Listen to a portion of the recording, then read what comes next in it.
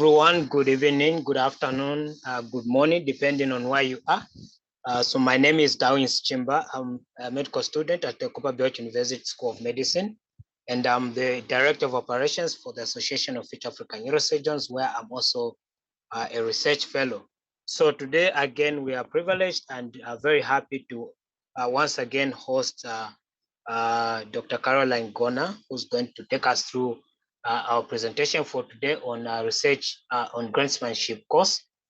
And before we go into the presentation, I'm going to call on the panelists to introduce themselves, and I'm going to call out the names so that people can introduce themselves as they're appearing on my screen.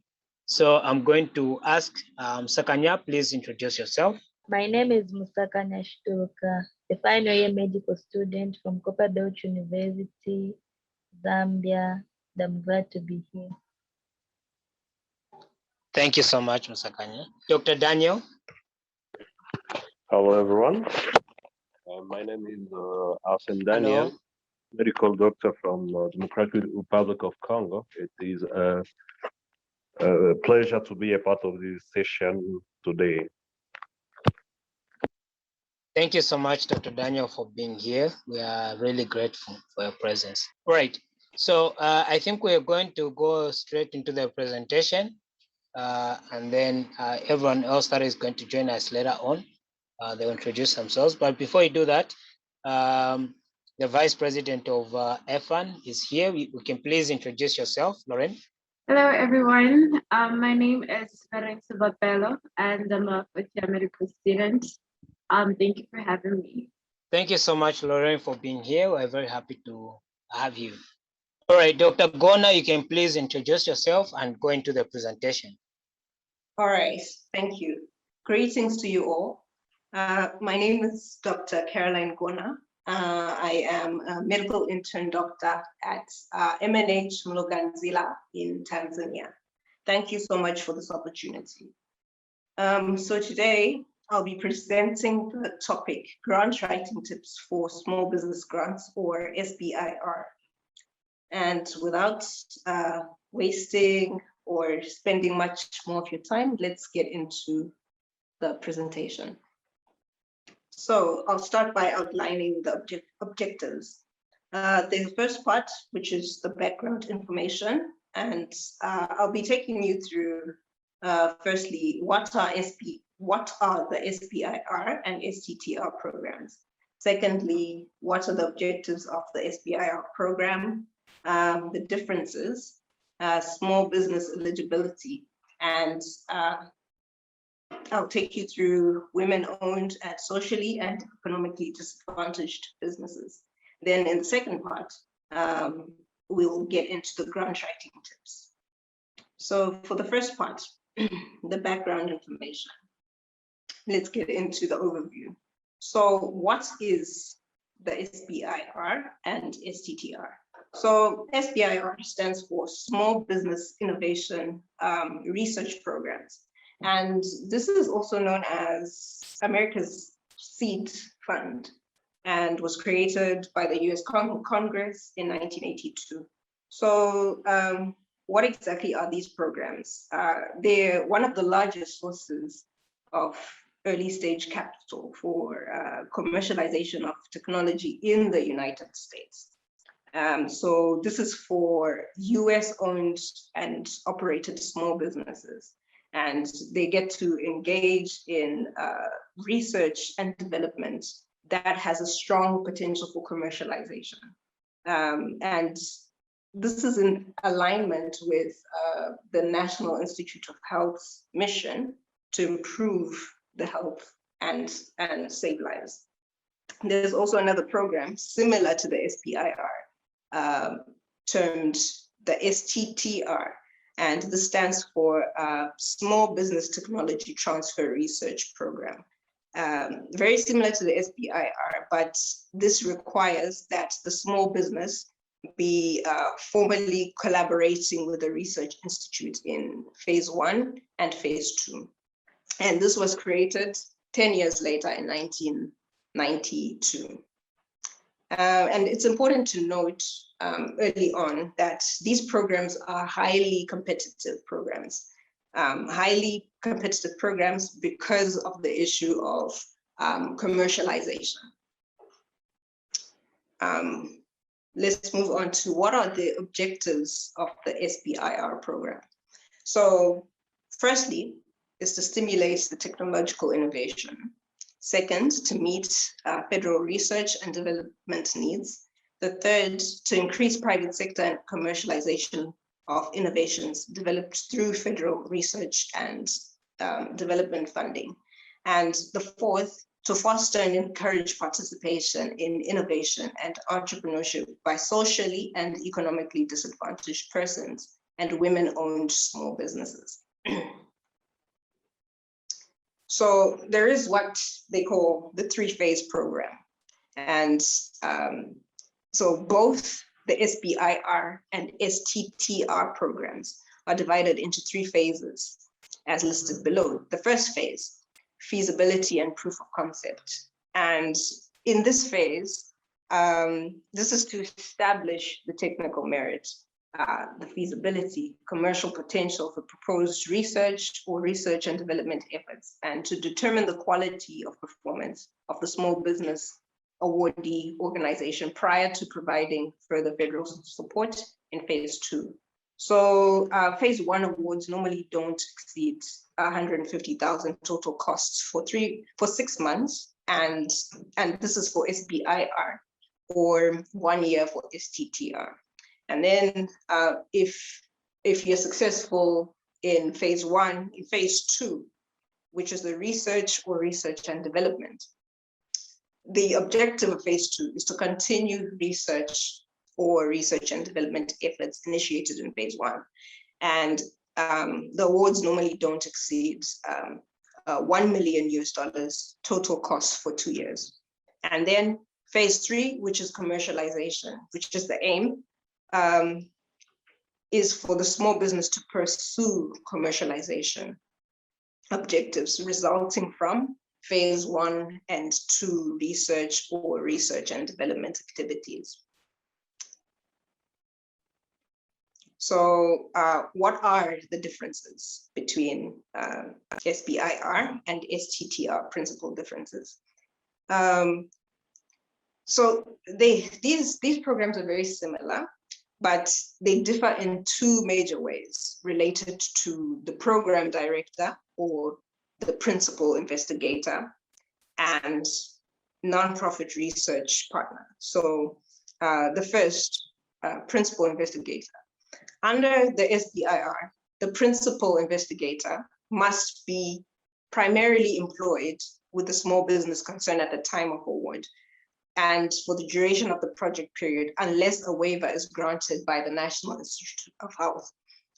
And under the STTR program, primary employment is not stipulated. So the principal investigator may be employed by either the small business concern or the collaborating nonprofit research institution at the time of awards and for the duration of the project period. And under nonprofit research partner, the SBIR program permits and encourages research partnerships. However, STTR requires that small businesses concerned formally collaborate with a nonprofit research institute. So what is the eligibility criteria for small businesses? So one of the things to note, only United States small business concerns are eligible to submit applications to SBIR and STTR solicitations. And a small business is classified as one that has less than 500 employees. And if you'd like to see more on the eligibility criteria, you can follow the link inserted in the slide. Moving on to women-owned and socially and economically disadvantaged businesses. So one of the goals of the SBIR and STTR is to encourage participation in innovation and entrepreneurship by socially and economically disadvantaged businesses. This is in line with the aims of the National Institute of Health. So during the application process, both the disadvantaged small businesses and women-owned small businesses, they can point out or self-certify that they meet the requirements for it. And so that was basically the first part, just introducing what SBIR and STTR are. So we move on to the second part, which is the actual grant writing tips for small business grants. And we'll get into the introduction. So as noted before, it is imperative, it is important to note that both these programs are highly competitive. There's approximately 2,000 applications 3 times a year are received 3 times a year, and only 15% are funded for phase 1. So the competition is really high. And in phase 1, between 100 and 200,000 US dollars is awarded to the awardees, the 15% that make it in that phase 1. And approximately 35% of applications for phase 2, in phase 1 make it to phase 2, and the awards won't exceed 1 million US dollars. So you have to have an understanding that the goal is commercialization of a product. So you can think of it, commercialization, you can define it as providing a solution to a problem in exchange for money. So have in mind that the goal is commercialization. Moving on to the points to consider in order to succeed. First of all, you have to have a defined product. It's important to have in mind what you want to put out into the market, to the market. So starting with the end in mind. Secondly, you must have sufficient resources to write the application. So it's important to find out exactly what you should be doing in that particular time. Thirdly, the correct team of people to develop the product. Fourth, are you actually eligible to receive the award? Fifth, is this in alignment with your business objectives?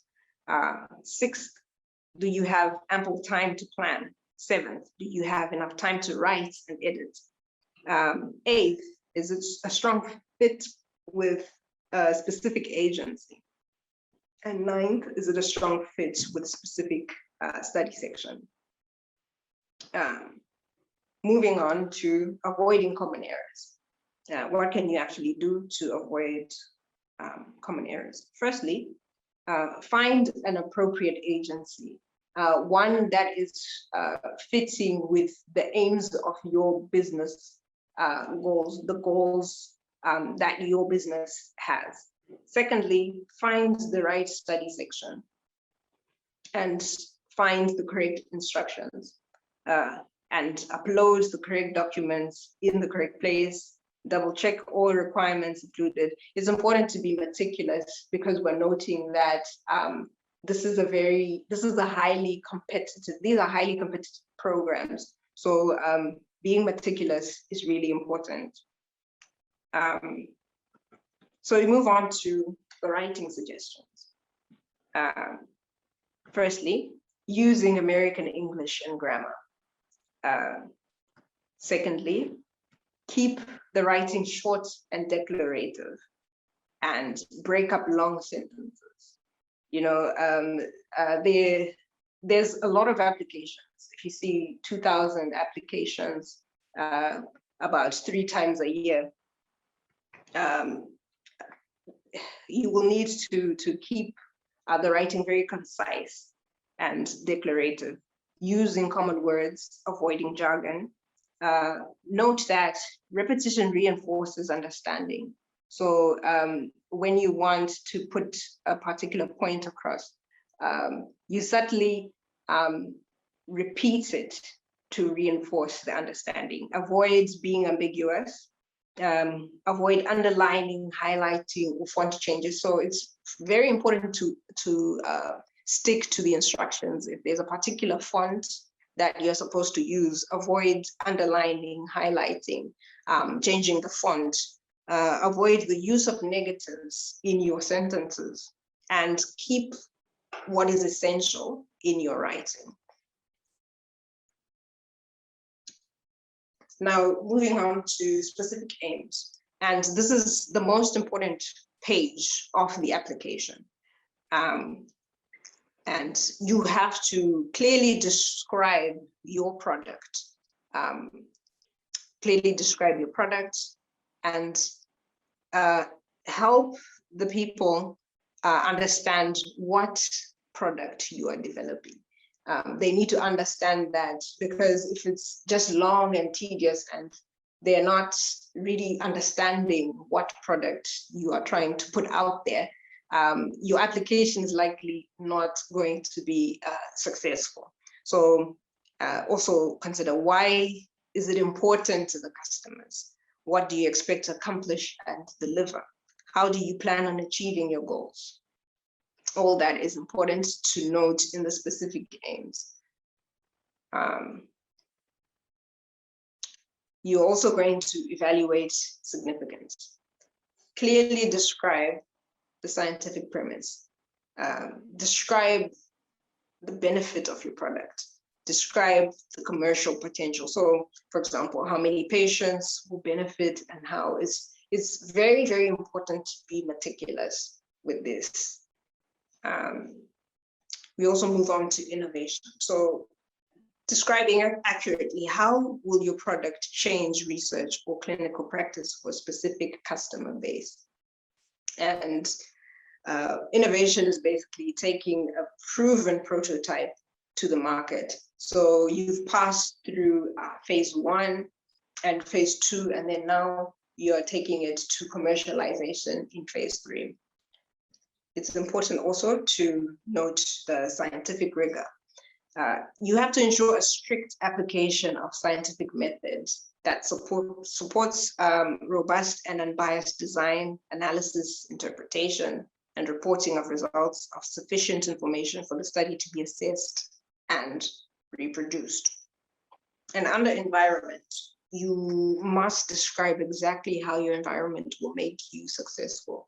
And this is not merely talking about just the facility that you're based in, but basically everything that makes up your environment. How is that going to make you successful? That can actually give you an upper hand if you're able to bring that out, because there's so many applications and so many people that have products that they are developing as well. So think about that.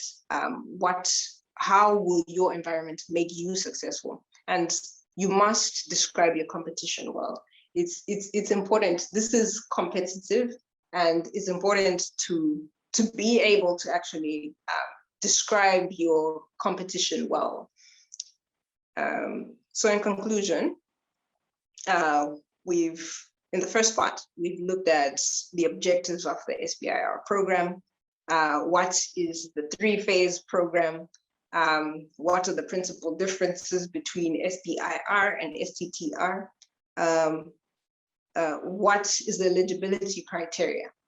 And 6th, we looked at women-owned and socially and economically disadvantaged businesses. And in the second part, we were able to look at the points to consider in order to succeed. How to avoid common errors, a few writing suggestions, things to note in the specific aims, which is one of the most important pages of your presentation. Evaluating significance, innovation, and scientific rigor. And these are the references from which I got the information, feel free to look at it further. Thank you very much. And yeah, thank you very much. Well, thank you so much, Dr. GONA, for the presentation. I really appreciate. This was so clear and very beneficial. And just something that I should mention, even to everyone that is attending this this presentation, and whoever is going to come across this the video once it is uploaded on YouTube. As AFAN, we are trying to diversify and make sure that we get opportunities out there for various projects that we're trying to embark on. So it is therefore very important to understand the principles of grantsmanship so that we are able to get hold of every opportunity that comes across. And I want to also mention that other than the SBIR and the STGR programs that basically have been mentioned in this presentation. There are also, and she also mentioned that these are usually limited to the United States of America, but we should understand that there are quite a number of those programs that are also available for us here in Africa, you know. And one of the common ones is the yearly regional leadership program. I think it's one of those quite common programs that probably you can go for if you want to, if you'd want to get hold of such a program. There are also others like the Growing Grants. There are also the African Women Development Fund, and so on and so forth. I think there are over 25 of them that you can find. So please, as you learn about all this, it's very important. If you want to get hold of any fund, you can easily go for any one of them and apply these principles. I don't know if there's any question from anyone here that you have, or any addition that you would want to make to this presentation. Please feel free as we conclude the presentation. Any question or contribution? Yeah, well, I'm just a comment. I just thank you, Dr. Caroline, for the awesome presentation. It really simplified this, and I believe that with more knowledge on this topic, we'll be able to find more opportunities. Thank you so much. Thank you. Thank you, Lauren, for that. Any other question or contribution from anyone? Right. So if there is nothing, thank you so much, everyone, for being here, for attending this presentation. Looking forward to having you again next week on Saturday, same time. Please mark on your calendar so that you are there next week. Thank you so much. And okay, there's a text here. Let me just check it out. Okay, Tunde, we are happy to have you, by the way. Very happy to see you here. So Tunde says, thank you very much for the presentation. Right, so we're going to end the presentation here and have a wonderful evening.